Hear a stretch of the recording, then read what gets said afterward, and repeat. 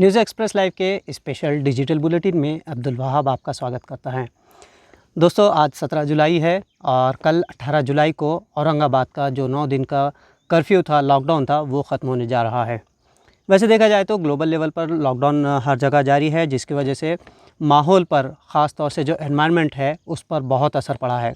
आप मेरे पीछे देख सकते हैं, पूरी तरह से औरंगाबाद का जो लेनी परिसर है, यहाँ पर लॉकडाउन के दरमियान और एक तरफ बारिश, तो हर तरफ ग्रीनरी है, हर तरफ सब्ज़ी है, हरियाली है।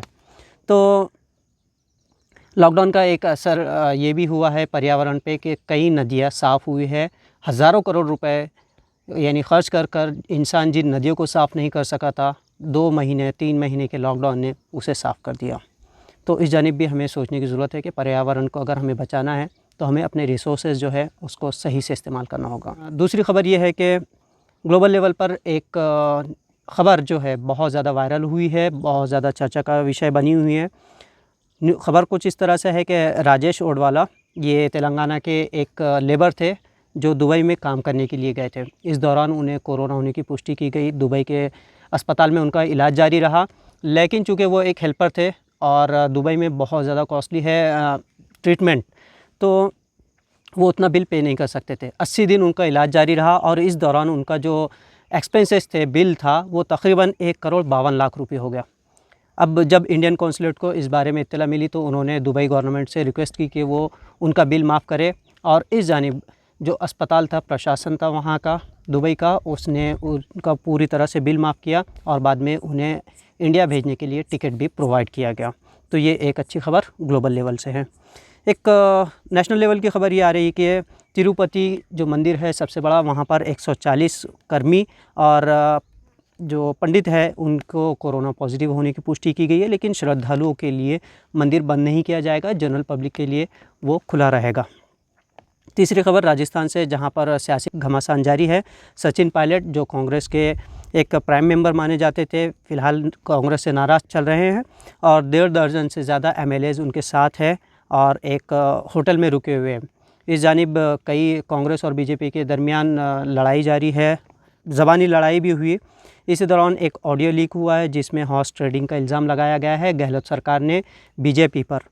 अब देखना यह है कि अगर सचिन पायलट जो वहाँ की, जो राजस्थान के उप मुख्यमंत्री और कांग्रेस प्रेसिडेंट भी है, वो अगर बीजेपी में जाते हैं तो राजस्थान सरकार का क्या होता है। इससे पहले मध्य प्रदेश में वहाँ कांग्रेस सरकार गिर चुकी है।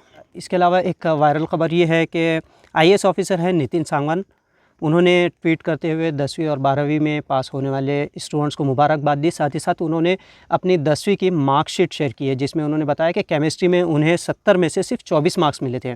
उन्होंने ये ट्वीट में अपने कहा है कि स्टूडेंट्स अपने मार्क्स पर फोकस ना करें बल्कि कंटिन्यू हार्ड वर्किंग जारी रखें। उन्होंने कहा है कि 10वीं और 12वीं भले ही एक माइलस्टोन की हैसियत रखते हैं लाइफ में, लेकिन वो आपका फ़ाइनल रिज़ल्ट नहीं है। अगर आप अच्छे से काम करते हैं, दोबारा पूरी क़ुव्वत के साथ, जोश के साथ पढ़ाई जारी रखते हैं, तो मुस्तक़बिल आपका बेहतर हो सकता है। सांगवान ने इस वक्त बिल गेट्स और स्टीव जॉब्स की भी मिसाल दी। उन्होंने कहा कि ये दोनों ड्रॉप आउट्स थे, लेकिन बाद में उन्होंने मेहनत की और एक ने एप्पल कंपनी की स्थापना की तो दूसरे ने माइक्रोसॉफ्ट की स्थापना की। सोशल मीडिया पर उन्होंने ये भी कहा, तंज़ करते हुए कहा है कि सोशल मीडिया का प्रेशर बहुत ज़्यादा हो गया है, पहले सिर्फ फैमिली का प्रेशर हुआ करता था जिसकी वजह से स्टूडेंट्स को टेंशन होता है। अब बढ़ते हैं औरंगाबाद की तरफ। औरंगाबाद में एक ख़बर वायरल हुई है जिसमें हड़कों के एक 52 वर्षीय शख्स को पहले यूनिवर्सिटी में कोविड केयर सेंटर ले जाया गया, जहां उनकी पॉजिटिव रिपोर्ट बताई गई, जबकि घाटी में निगेटिव आई है। ये खबर काफ़ी जब मालूम हुई, प्रिंट में आया, तो उसके बाद लोगों में एक तजस्सुस पाया जा रहा था। अब तीसरी मरतबा उस शख्स का टेस्ट लिया गया है, स्वैब टेस्ट, और देखना है इस मरतबा उसके क्या रिज़ल्ट्स आते हैं। औरंगाबाद में एक और ख़बर वायरल है जिसमें कहा गया है कि मोहम्मद बिन साले औरंगाबाद के पहले प्लाज्मा डोनर बने हैं। वो चंद महीने पहले कोरोना पॉजिटिव पाए गए थे। इलाज के बाद वो अच्छी तरह यानी सेहतमंद होकर घर लौटे हैं। अब उन्होंने कहा है कि प्लाज्मा डोनेट करने के बाद इससे कई लोगों की ज़िंदगी बचेगी और उन्हें खुशी होगी अगर वो किसी और के काम आते हैं। तो ये चंद वायरल ख़बरें हमने आपको बताई न्यूज़ एक्सप्रेस लाइव के लिए।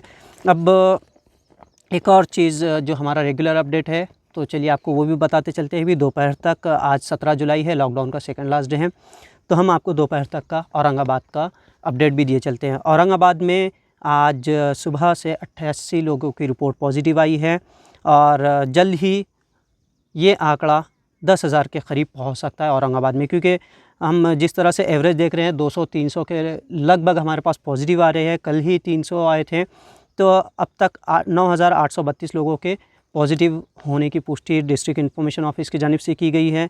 5,636 लोग रिकवर होकर घर लौटे हैं। अब तक 377 लोगों की डेथ हुई है औरंगाबाद में और 3,819 लोग फ़िलहाल ज़ेर इलाज है, यानी उनका इलाज चल रहा है। एक ख़बर ये भी है औरंगाबाद से कि लॉकडाउन बहुत ज़्यादा सख्त किया गया था, जिसमें एसेंशियल सर्विसेज यानी किराना भाजी पाला के लिए भी बंद किया गया था।